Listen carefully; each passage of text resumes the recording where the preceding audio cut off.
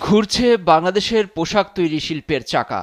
পুরোদমে ব্যস্ত গার্মেন্টস শ্রমিকরা। দেশের পণ্যে যুক্তরাষ্ট্রের ৩৫% অতিরিক্ত শুল্ক আরোপের ঘোষণায় কারখানার চাকা কতদিন ঘুরবে এমন প্রশ্ন ব্যবসায়ীদের। বাংলাদেশের তৈরি পোশাক শিল্পের একক বড় বাজার যুক্তরাষ্ট্র। দেশে রাজনৈতিক টালমাটালে এমনিতেই অস্থিরতায় পোশাক শিল্প, তার উপর চোখ রাঙাচ্ছে মার্কিন শুল্ক। এসব নিয়ে অস্বস্তিতে ব্যবসায়ীরা। মার্কিন অতিরিক্ত শুল্ক আমাদের জন্য বড় দুঃসংবাদ। এখন পুনর্বিবেচনার সুযোগ রেখেছে ট্রাম্প। দুঃখজনক হলেও সত্যি, গত ৩ মাসেও বিষয়টি সমাধান করতে পারিনি আমরা। সেই ক্ষেত্রে আগামী ৩ সপ্তাহে আশা দেখছি না। যেসব প্রতিষ্ঠান মার্কিন অর্ডার নিয়ে কাজ করছে এবং পাইপলাইনে আছে তাদের জন্য কঠিন সময়।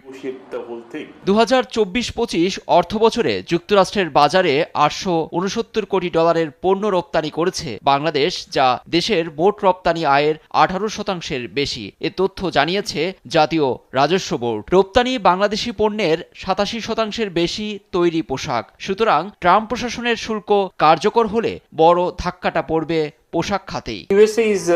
বাংলাদেশের পোশাকের বড় বাজার যুক্তরাষ্ট্র। বাজার ধরে রাখতে সময়, শ্রম, ঘাম, কারখানা উন্নয়ন ও বিনিয়োগ করতে হয়েছে আমাদের। বর্তমান বাস্তবতায় কিছু ব্যবসা হারাবো হয়তো। যেভাবে এগোনো উচিত ছিল তা সম্ভব হবে না।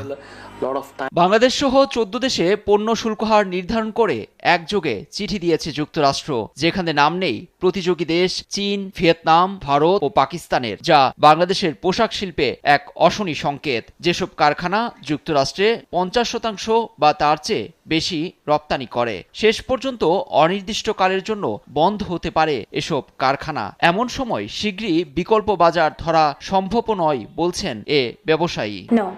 আমরা অনেক পুরনো ব্যবসায়ী। ১৯৭৭ সালে ব্যবসাটা শুরু করেন আমার বাবা। নতুন করে শুল্ক আরোপ হলে আমরা মারা যাব। শেষ পর্যন্ত কফিনে আমাকেই পেরেক ঠুকতে হবে। আসন্ন সংকট উত্তরণে অন্তর্বর্তী সরকারকে গঠনমূলক ব্যবস্থা নেওয়ার আহ্বান জানিয়েছেন ব্যবসায়ী নেতারা। লুৎফর কবির, নিউজ ডেস্ক, দেশ টিভি।